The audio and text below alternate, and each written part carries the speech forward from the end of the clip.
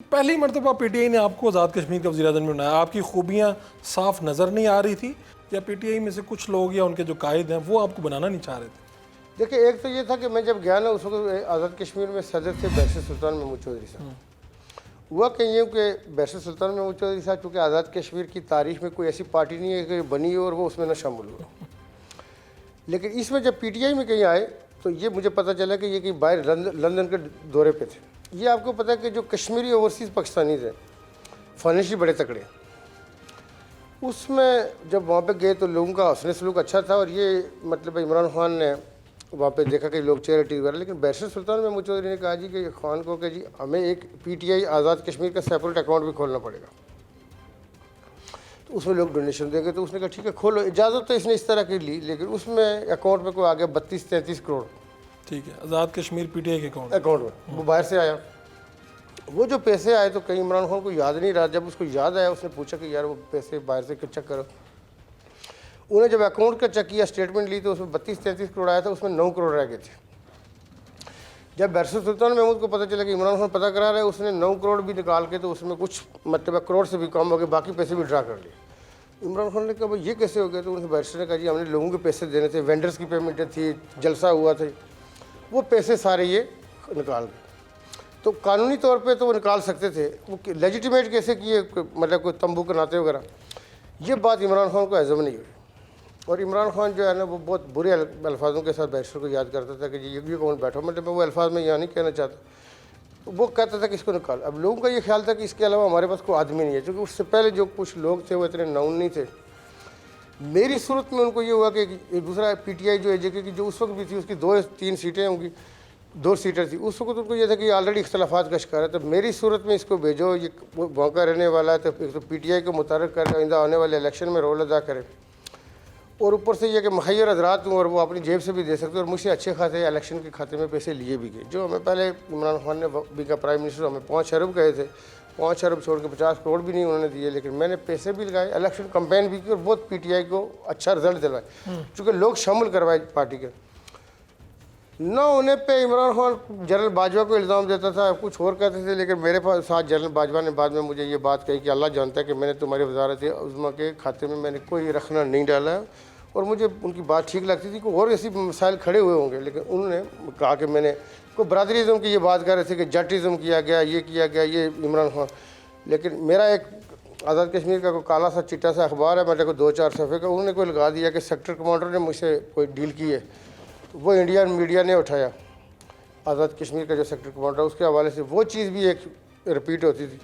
मैंने जब जनरल बाजवा या फ़ौज के हवाले से बात की, एक इंटरव्यू में बड़ा नाउन मतलब सलीम साफ़ी साहब का था, उस पर मेरे साथ इमरान खान ने कहा कि ये कल तुम्हें इसने वज़ीर-ए-आज़म नहीं बनने दिया था, तो वो आज सारा पार्टी का नैरेटिव चेंज कर रहा है। तो मैंने उनको कहा जी वो मेरी ज़ात की बात होगी, चले नहीं बनने दिया। जनरल बाजवा ने आपको नहीं, उन्होंने ये इमरान खान ने कहा कि नहीं बनने दिया था। मैंने कहा जी चले नहीं बनने दिया था, लेकिन इस तरह तो उनको माइनस न करे, आपको भी मुझे पता मुझे भी पता कि उनका रोल कितना है।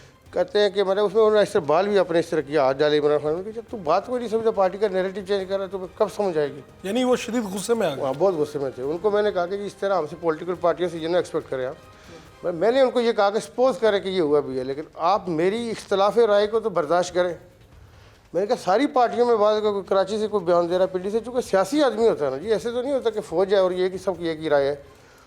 तो फिर आप बने कैसे, यानी ये न्याय साहब कैसे गए? नहीं, ये तो उस पहले का मुझे याद, उस वक्त तो मैं प्राइम मिनिस्टर बन चुका था जब ये मुझे कह रहे थे ना इमरान खान के, यानी तू बात नहीं याद रख रहे कि तुम्हें बाजवा ने उस वक्त नहीं बनने दिया। उस वक्त नहीं बनने दिया, यानी उन्होंने बाजवा साहब पे डाली। ये हुआ ये कि मैं बना कैसे, जब इमरान खान की गवर्नमेंट ख़त्म होती है वफाक से, हमारी वहाँ कय्यूम नज़ीर की हुकूमत और पीटीआई की हुकूमत थी, 32 सीटें थी हमारी। कय्यूम नज़ीर साहब चूँकि अपने अंदाज से काम कर रहे थे, हमारे लोग उनसे खुश नहीं थे, और हमें पता था कि ये हुकूमत सुबह गई है शाम की। हम यहाँ जब आते थे ना वफाक में आके, हमारे अली अमीन गंडापुर साहब के साथ हम एक दफ़ा बैठे थे, हम कोई 10-11 लोग थे असम्बली के मेम्बरान, जो मौजूदा वज़ीर-ए-आज़म है ये भी उसमें थे, स्पीकर जो उस वक्त थे, अभी वज़ीर-ए-आज़म भी, ये मेरे साथ थे। हम अली अमीन गंडापुर साहब के घर पर बैठे थे। वहाँ पे हमारी एक मीटिंग हुई, इन्होंने हमें कोई डेट दी कि कोई बल्दियाती इलेक्शन है, ये मेरा ख्याल बात होगी दिसंबर जनवरी की, इस तरह था उस साल।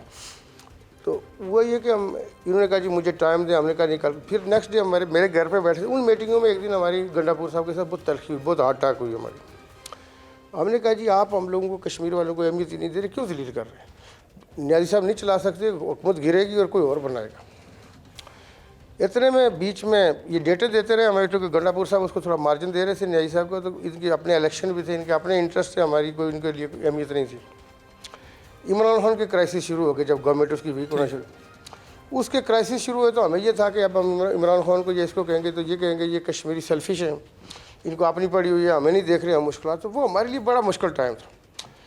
हमें कुछ समझ ना आया कि हम क्या करें। हमारे पास एक दिन ISI की, MI की और IB की एक जॉइंट मीटिंग होती है, उसका हमें इन्फॉर्मेशन पता चल गई कि तीनों इदारों का ये ख्याल है कि आज़ाद कश्मीर गवर्नमेंट अब नहीं बच सकती, गिरेगी। रिपोर्ट्स आ गई। तीनों एजेंसियों का इस पर कॉन्सेंसस था कि हुकूमत गिरने वाली है।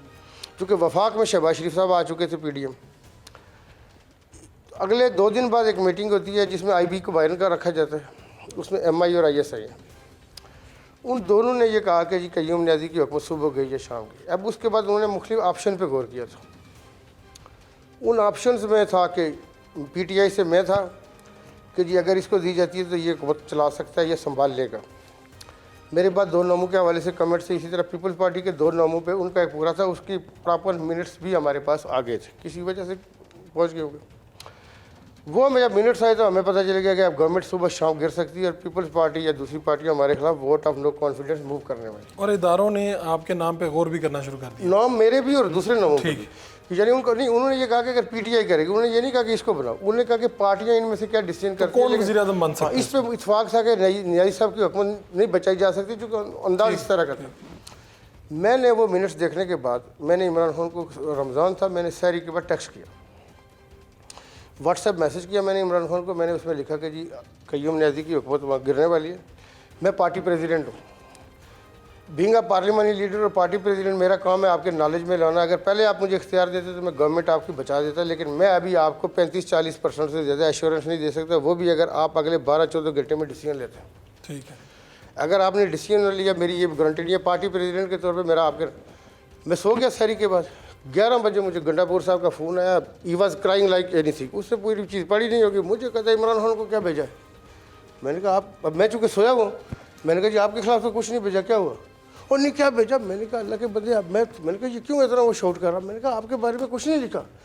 उसको जब इमरान खान ने कॉल की ना, वो प्रेशर में आ गया कि शायद मैंने उसके बारे में, मैंने कहा आपके बारे में नहीं कहा कुछ। मैंने कहा मैंने सुबह और तो कुछ नहीं कहा, टेक्स्ट भेजा था कि गवर्नमेंट गिरने वाली है, तो यार मुझे बताते। मैंने कहा नहीं याद रहा, आपको नहीं बताया था, आप कुछ कर भी नहीं रहे, इतने दिनों से हम आपके पास आ रहे हैं। मुझे कहा जी वो कह रहा है इमरान खान के तनवीर को लेके मेरे पास हो। मैंने कहा कि उसको कहो कि तनवीर इस्लामाबाद में नहीं है, मैं इस्लामाबाद में ही था, इसलिए कि मैं गुस्सा था कि भाई फैसला करो, मैंने आके वहाँ कोई सजदा करना है वहाँ पर।